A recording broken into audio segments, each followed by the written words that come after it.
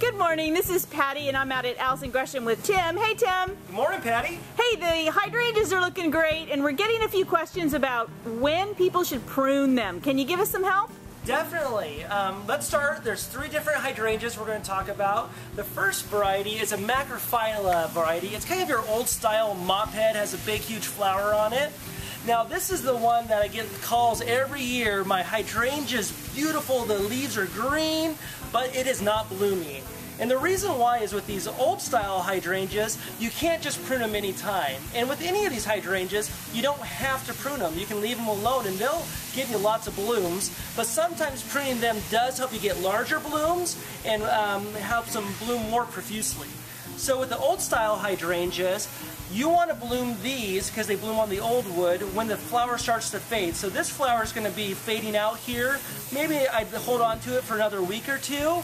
And then you want to take that and you want to prune it down. Usually I go to the second leaflet on it, which is right down here.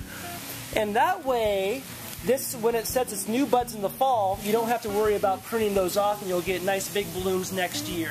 Okay, so with the basic kind of round head, mop head ones, you want to do them once the bloom is finished blooming, like around August? Yeah, around August usually, because these macrophyllas do their best blooming like late spring, early summer, and then they start to fade. And by doing that, you're actually going to get bigger blooms next year. Now remember, you don't have to prune the whole bush down, so don't try to deadhead everything on here, but just take off those faded blooms on there and you might get bigger blooms and more of them next year. Sounds good. How about the next one? The next one is a Paniculata hydrangeas. Paniculata hydrangeas are a different one. They can take actually full sun and they bloom on new wood.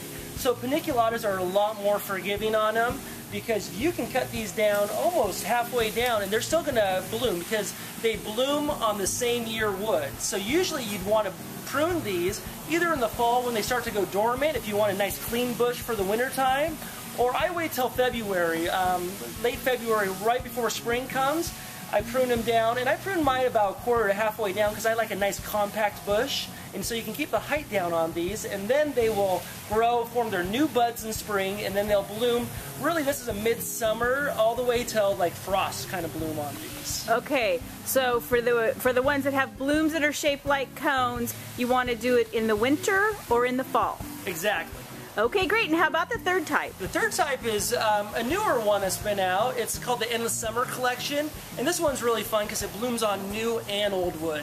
What's nice about that is the blooms start earlier and they actually end at frost as well.